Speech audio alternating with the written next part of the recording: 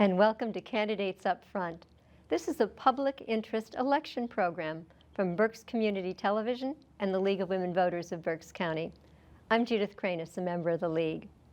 Our November 8th general election is coming up, and we will be voting for federal and state officials. The deadline to register is October 24th, but please, if you're not registered, do it right away. The League is interviewing candidates, and just the candidates that wanted to be interviewed, in all the contested races. For each race, the candidates will get the same basic questions and will have the same amount of time to answer them. Two candidates are competing in the 4th Congressional District, Democrat Madeleine Dean and Republican Christian Nascimento. Now this district, the 4th, is in eastern Berks County, all the way from Kutztown up down to Muhlenberg, out to Boyertown, Colebrookdale, and it also includes most of Montgomery County. The U.S. House of Representatives, which is what we're talking about, proposes and passes federal laws which must also be approved by the U.S. Senate. They act on domestic and international issues. They serve 2-year terms and earn $174,000 per year plus benefits and expenses. Now, please remember that the opinions expressed in this interview are those of the candidate and not the opinions of the League of Women Voters or BCTV. This interview is with Madeleine Dean. Mrs. Dean, welcome. And would you tell our viewers about yourself and why you're running? Well, thank you, Judith, and thank you to the Berks County League of Women Voters for putting on this important programming. I'm delighted to be with you and happy for the conversation. I serve the 4th Congressional District right now. I've had the privilege of serving for 2 terms, and I love the work and believe in the urgency of this time. I'm a Democrat, and I believe in the values that often are espoused by Democrats, the values of lifting people up, making sure that everyone, all of our children, have a good education and economic opportunity and safety. So many things interest me in terms of my public service, and I will just start by saying it is an extraordinary privilege to serve in the United States Congress. Thank you. Now, you've mentioned that you are a Democrat. What draws you to your party? Many things. I'm a girl of the 60s and 70s, the Vietnam War, the war on poverty, so many things, civil rights.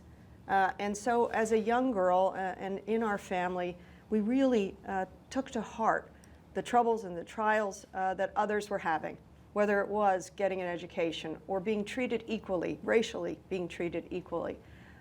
What I liked when I was a young girl were candidates that lifted up the poor. It is important to make sure we recognize that some people do not have the same opportunities. And what my goal is whether it's education or economic opportunity, make sure that all of our citizens in this 4th Congressional District have a fair shot at a good education and good family-sustaining work. So it's the values, most of the values of the party that I care for. Are there things about your party you're not so comfortable with?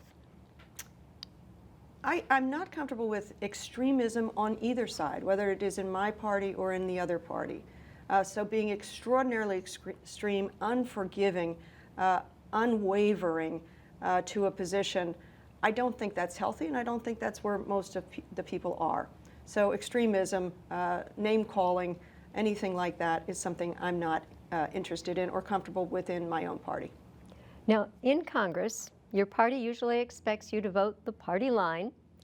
People who voted for you will want you to vote their view, and people who didn't vote you will still expect you to vote their views, and you probably have your own ideas. How do you balance these expectations? Tell us your thinking process. Well, thank you, Judith, and it is a balancing, but I welcome the chance to balance it. You know, before I came to Congress, I served in the Pennsylvania House for 6.5 years, and I was often asked that question, oh, you're just told to toe the line. I have to be honest with you, no one has ever told me that. So I didn't get that memo. I like to think things out on my own, but don't misunderstand me. I try to help and craft legislation that reflect my democratic values. So I do balance and listen to the opinions of my constituents. We get thousands of pieces of mail, email and snail mail, and phone calls every single month. We try to answer every single one of them. I take my constituents' opinions very, very seriously. I just had a town hall a week or so ago, and it was really interesting, the give and take of my constituents, telling me what they think, whether it's about climate or about safety in schools, those kinds of things. So again, nobody's ever told me to toe the party line. I do have strong opinions on things, but I really am open to my constituents' opinions. Let's shift for a moment to foreign policy. Tell us what's important to you in foreign policy. Well, you know, since I came to Congress, I knew I would have the opportunity to think about and talk about foreign policy, and importantly, the United States standing in the world. Important to me, and this year has been such a reflection upon this, is the United States standing in the world. We are an essential nation, probably the essential nation. You have no farther than Ukraine to look to say that how devastating that would have been if Ukraine were alone, if the United States did not summon up global support, respectable global support for the people of Ukraine as they were so viciously and continue to be viciously attacked without provocation by Putin. Our global standing, our ability to build relationships with other democracies for the good of the planet, whether it is on climate change or on war and peace, that's one of the most important things to me. That's what I very much appreciate about this administration, making sure that we work with Europe, Central Europe, Eastern Europe, and nations across the globe, work with NATO, work with the EU for the good of democracies and to put down autocracies and those who would do others harm. Shifting gears, everyone I know is pro-life, but everybody means something different by it. Ending gun violence, pro-life. Preventing climate change, pro-life. Protecting endangered species. People who are against abortion, as well as people who favor choice in abortion, both will stress pro-life. Universal health care, the death penalty, all those things fall under that thing. On which of these issues would you consider yourself pro-life? Well, I actually appreciate the framing of this question when I think about it. I have long decried this notion that you are either pro-life or pro-choice. But I will be very clear, when it comes to abortion care, I am pro-choice. I am pro-choice of the woman or the girl. I'm a mother. I have 3 sons, but I also have 3 daughters-in-law, and I have 3 granddaughters and a grandson. I don't want to leave Sawyer out. But I very much firmly believe in a woman's right and a girl's right to her private health care choices. And sometimes those choices include abortion care and abortion services. But I appreciate what you're saying. I'm pro-life on all of those things. Protection of the planet, making sure our kids are safe in school, or that seniors are safe when they're shopping. So I am interested in saving lives from unnecessary gun violence. We also have the problem, sadly, of high rates of suicide, now very much among veterans. We have a responsibility, I believe, to make sure that we are pro-life of those who are at risk through mental health, addiction, or other societal problems to harm, to gun violence and to other self-harm. So, but I appreciate what you say.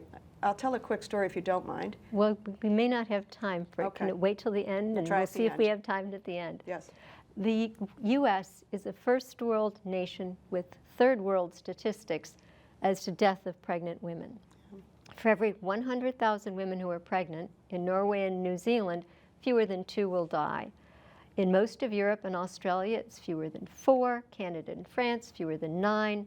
In the United States, 23.8 of each 100,000 women dies during or soon after pregnancy. And those numbers are expected to increase in places where abortion is banned. Should our federal government address pregnancy death rates under the guidelines of the constitutional preamble that says we're to promote the general welfare? And what would you suggest we do to get those numbers down? Thank you for pointing those out. I don't know if you know this, but I sit as the Democratic co-chair of the Bipartisan Women's Caucus, and I really wanted to have that role, to work with women across the aisle on issues that we can come together on, to find some common ground. This is one issue that we talk about, and we do have common ground. The statistics are shocking, and as you know, the statistics for women of color are far worse, Yes. far higher in this country. It's unconscionable. So I, again, think Congress has a role to play to make sure we are providing prenatal care for those young women who need it, who may not have access to prenatal care, but also the continuation of care following the delivery of the child. And so you saw in recent legislation that we have added that, making sure that for certain populations who may not have access to it, that they would have up to 12 months additional care, mentoring, and help postpartum. This is an unconscionable set of numbers. One of the other problems is rural areas. Yes. Do we need federal programs for more rural federal health centers? Absolutely. We really have deserts of care, particularly maternal care. So yes, absolutely. The federal government should be proud sponsors of that kind of care for women and families, for children, because of course any mother who is lost leaves a child behind. How about the Family and Medical Leave Act? That's something Congress has not tackled yet? No, you saw we came Close. through COVID with some temporary assistance to folks for Family and Medical Leave Act. I've met with members of parliament from all over the world, particularly Scandinavian countries. They don't even question that you would have family and medical leave, both for mothers and for fathers. In some countries, it's if you don't use it, you lose it. You must take it. So I hope we will come a long way to recognize that we support family. We are pro-life when we offer family and medical leave. In Europe, the religion of the king was the only religion. Our founding fathers wanted our government to be neutral on religion. And when Roe v. Wade was decided, it used a medical term, viability, survival outside the womb, which is neutral on religion. Some of the new laws in some of the states banning abortion are seen by many as enshrining in law a religious view of when life begins. They see it as a government intrusion on religious freedom, which is a First Amendment right. If you were having a heart-to-heart conversation with someone who felt that way, what would you say to them? Well, I will say that I'm a Catholic, a practicing Catholic, but I believe in Roe v. Wade, and I'm very dismayed and outraged, frankly, by the Supreme Court with the decision in Dobbs. Sadly, the decision in Dobbs was not based in reason or constitutional law. It was based, I believe, in a theocratic notion of our rights to privacy. So it was badly reasoned. I want to remind people that in Pennsylvania, abortion is legal. Abortion care is a part of health care. But we have elected officials who would like to take that right away. And one of the things I say is, I'm a Catholic, and I don't think my religion should govern anybody else's health care choices. Compare the Catholic faith with the Jewish faith. The Jewish faith believes very strongly in the importance of the autonomy of the woman and the family to make these choices, as I do. I want to be very clear about that. So I don't think religions should call the day. I actually believe that we should go back and remember our founding. Many people came here to avoid persecution from any one or another religion, and religion should not be ruling the Supreme Court, as sadly we see now. They've slipped into a theocratic mode, claiming power. We need to move on. If you were having this kind of a conversation, and you had mentioned that you think we need better gun control. Yes. With someone, if you were discussing preventing gun violence and somebody said, this infringes on my Second Amendment right to carry guns, again, we're dealing with the Constitution, in that heart-to-heart discussion, what would you say to them? Well, you know what, I've studied this issue for a really long time. I've cared about the issue of gun violence since before I ever got into public life. And what I would say is that we have so much more in common with gun owners than we do not. And that's what a lot of people don't realize. I'm not interested in taking away anybody's legal Second Amendment rights. What I'm interested in doing is stopping this horrendous, preventable gun violence. And I have some statistics on that I'm going to bring in. Gun violence costs us $557 billion annually. That includes outfitting and training our first responders, always against new and improved weaponry, retrofitting buildings to add security, and health care. 96% of gun violence-related health care is shouldered by Medicare and those U.S. employers who have health insurance plans. It's an economic inflationary thing because the costs keep going up. Should Congress act on this issue? And if so, what do you feel Congress should do to decrease the costs of gun violence? I appreciate you pointing out the extraordinary costs, but I want to go back and talk about the cost of human life. Okay. More than 50,000 people died in a single year recently to gun violence. That number is up. We all know it. It's staggering. What a lot of people don't know is more than half that number are suicide. 4,400 of that number are children who die of gun violence. And then another 100,000 are caught in the crossfire.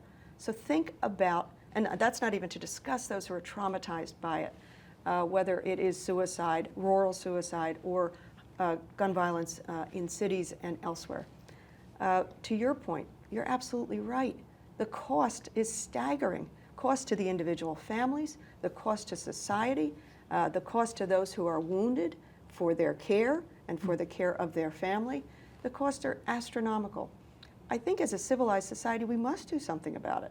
And so I hope you saw that for the very first time, Congress actually passed, both the Senate and the House, some measures to tamp down on gun violence. One of the ones that I thought was powerful, and will save lives, is the making a federal crime, the trafficking of guns, straw purchasing of guns. We know that that is a serious problem of illegal guns on the street.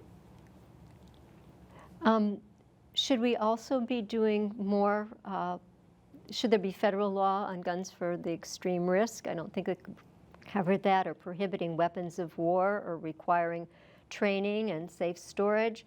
And one we haven't talked about yet is allowing the AFT, the Alcohol, Firearms, and Tobacco, to use digital records, which they can't now use, and so their record search is always 6 months, 12 months behind. I will say I've been a fan of and voted to pass universal background checks. Here in Pennsylvania, we have the state police do a phenomenal job of conducting background checks. They have a background check system slightly above the national system, and it's very effective in weeding out and finding prohibited purchasers and stopping some of those purchasers.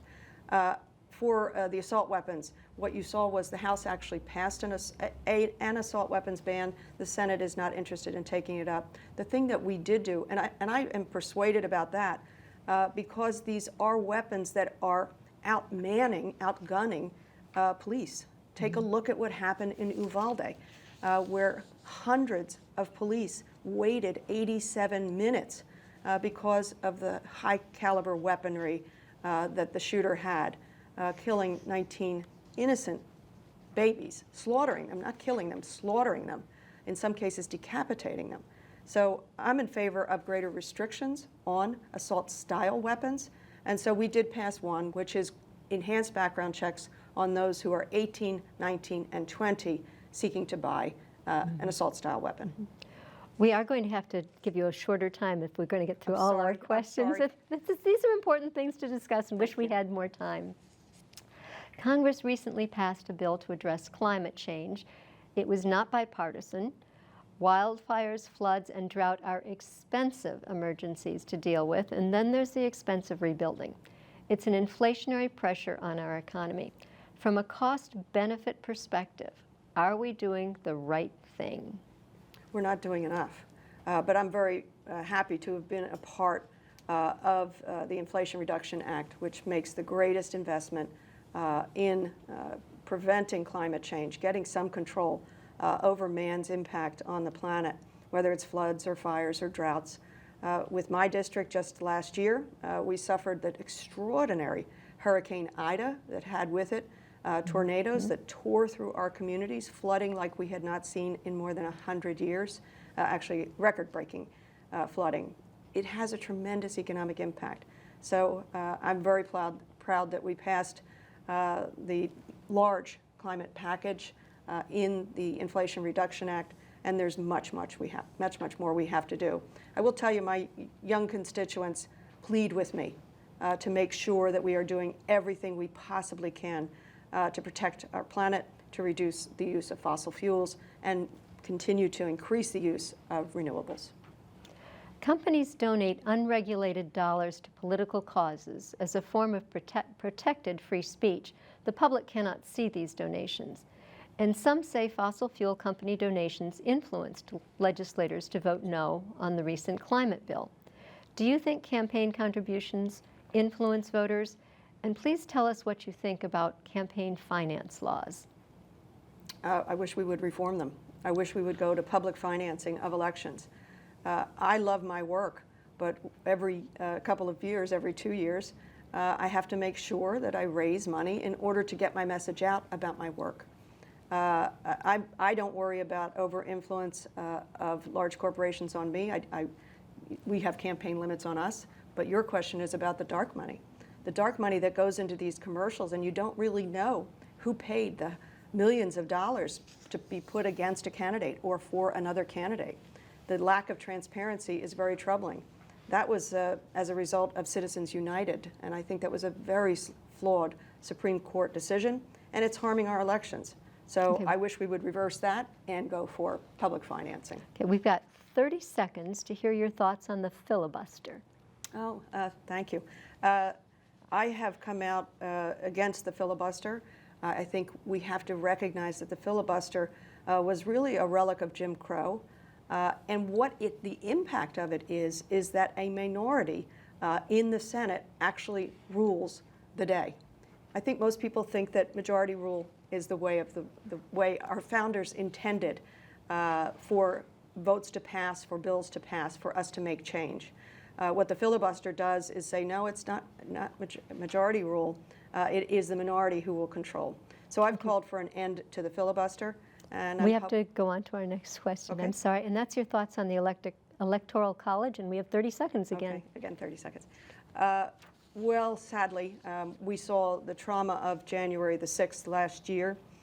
We have to, and there are multiple proposals, to reform the Electoral College Act, to define very clearly the role of the vice president. It is a ministerial role, and we saw the unusual pressure that was put upon the former vice president.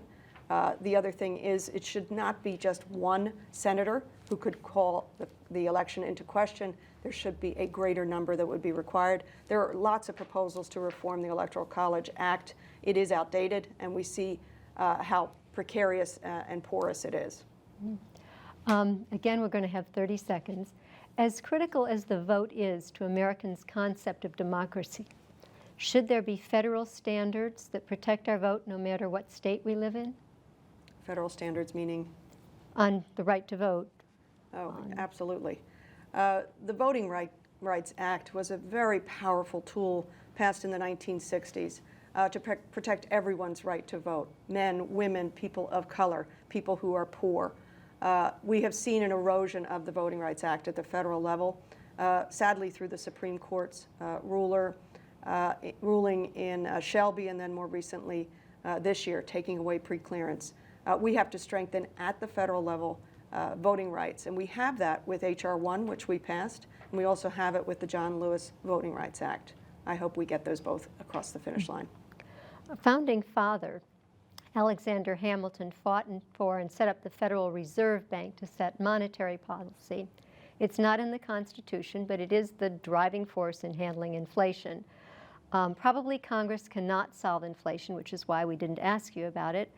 But that said, should Congress consider the inflationary or deflationary aspects of each bill it considers? And we have about 20 seconds. We should, and we do. I serve on financial services, so the Fed chairman comes before us either biannually or quarterly, and we do, in each one of our bills, make those considerations. Oh, good. And that gives us about 30 seconds for you to give a closing statement. Well, again, We could go on for hours. I would love to. That's one of the problems that we like talking about, the importance of the role of our elected officials. So I thank the League of Women Voters of Berks County for for having me in. It gives me a chance to think more deeply about what I'm thinking about and working on every single day. And I will say it's been such a privilege to work both on the Judiciary Committee, the Bipartisan Women's Caucus, on the Financial Services Committee at this time in our history, at a time of COVID, of former economic closure, of course, of the turmoil of our precious democracy. So I just would encourage everybody, please be engaged. Know what your folks who are running stand for, what they will work for, will they work for you, and please come out and vote. Thank you, Mrs. Dean. Voters, I will have to remind you that there is another candidate for the 4th Congressional District, Christian Nascimento, and you can see his interview on BCTV's website or YouTube page. To check your voting status, you need to go to votepa.gov. You can we have a screen. There we go. There's the screen up for us. You can register, change your party, locate your polling place, or apply for an absentee or mail-in ballot. The deadline to register is October 24th, but please do it earlier. The deadline to apply for a mail-in ballot is November 1st, and again, do it earlier. Then you can check on the League's online voters guide, vote411.org. That'll confirm your new voting district and give you more information on the candidates. Or you can contact Berks County Election Services, elections@countyofberks.com, 610-478-6490. Thank you for watching Candidates Up Front. I'm Judith Cranis. Good day.